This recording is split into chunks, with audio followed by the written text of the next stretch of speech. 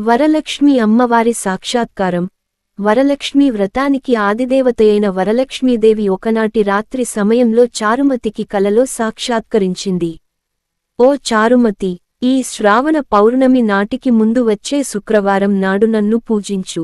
నీవు కోరిన వరాలు, కానుకలను ఇస్తానని చెప్పి అంతర్ధానమైంది.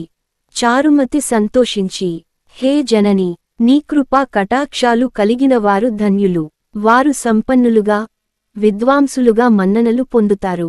ఓ పావని, నా పూర్వజన్మ సుకృతం వల్ల నీ దర్శనం నాకు కలిగింది అని పరిపరివిధాల వరలక్ష్మీని స్తుతించింది.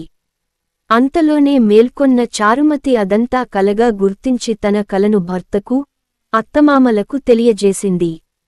వారు చాలా సంతోషించి చారుమతిని వరలక్ష్మీ వ్రతాన్ని చేసుకోమని చెప్పారు. పురంలోని మహిళలు చారుమతి కలను గురించి విని వారు కూడా పౌర్ణమి ముందు